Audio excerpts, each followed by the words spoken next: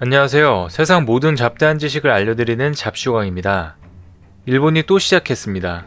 작년 수출 규제를 했던 것에 이어서 우리나라에게 말도 안 되는 억지를 부리는 행동을 보여주고 있습니다. 일본이 우리 정부의 조선업 금융 지원이 보조금 협정 위반이라고 문제를 삼으며 세계무역기구 WTO에 이의를 제기한 것인데요. 현대중공업과 대우조선해양의 합병 과정에서 한국 정부가 규범을 위반했다고 딴지를 걸었습니다. 그로 인해 일본 조선업이 피해를 입었다면서 호소하고 있는데요. 이제는 하다하다 우리의 조선업까지 건드리고 있습니다. 국제 여론전으로 합병을 지연시키고 일본 조선업의 협상력을 높이려는 의도로 보이는데요. 하지만 일본 정부의 이번 협의 요청은 일본 언론에서조차 이례적이라는 지적을 받고 있습니다. 이 건은 2018년 11월 일본이 제소한 것과 사실상 같은 내용인데 1년여 만에 추가 제소를 한 것입니다. 한일 양국은 2018년 12월 19일 서울에서 양자 협의를 했지만 입장 차이만 확인했습니다. 일반적으로 제소국은 양자 협의에서 결론을 못 내면 WTO의 재판부 격인 패널 설치를 요청하고 본격적으로 절차를 진행해야 합니다. 그런데 일본은 그동안 별다른 조치를 하지 않았습니다. 한국에게 피해를 입었다는 근거가 제대로 없었기 때문인데요. 그래서 오랫동안 미뤄둔 사안이라 사실상 중단한 것으로 여겨졌습니다. 하지만 1년 넘게 아무런 대응을 하지 않던 일본이 갑자기 이렇게 딴지를 걸게 된 이유가 무엇일까요?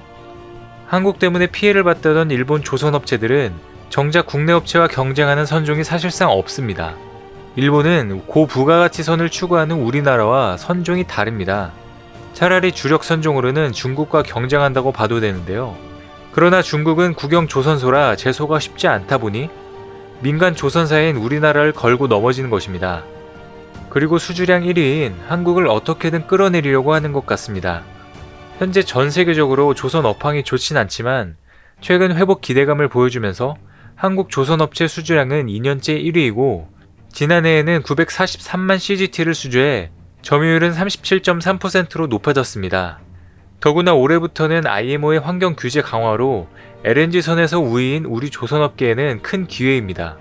그래서 올해부터 한국 조선사들에 대한 수주가 늘어날 것으로 전망되며 상선 시장도 좋아질 것으로 보입니다. 그러나 일본의 조선사 업황은 상황이 다릅니다. 재팬 마린 유나이티드, 미쓰이 ENS 홀딩스 등 일본 조선사들은 수주 가뭄을 버티지 못해 사업을 포기하고 있다고 합니다. 일본 조선업계는 한때 세계 시장에서 강자로 군림했었는데요. 하지만 기술력 경쟁에서 한국에게 밀리고 중국과 주력 선박 기종이 겹치기 때문에 가격 경쟁력에서 밀리며 실적 부진이 계속 이어지고 있는 상황입니다. 그리고 현대중공업과 대우조선해양은 현재 수주 잔량 기준으로는 세계 1위 조선소입니다. 두 회사가 합칠 경우 세계 시장 점유율은 21%에 달하는데요. 그렇게 되면 일본 조선사는 더 이상 설 자리가 없어지는 것입니다.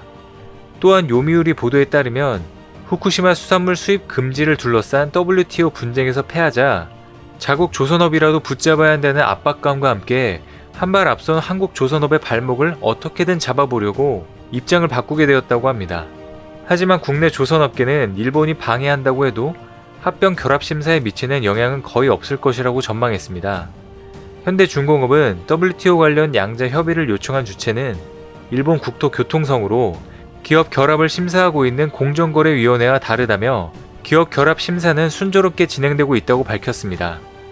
일본의 방해가 계속되는 가운데 우리나라 조선업이 최근 수주량이 증가하면서 앞으로 빨리 업황이 회복되길 기대해보겠습니다. 오늘 준비한 소식은 여기까지입니다.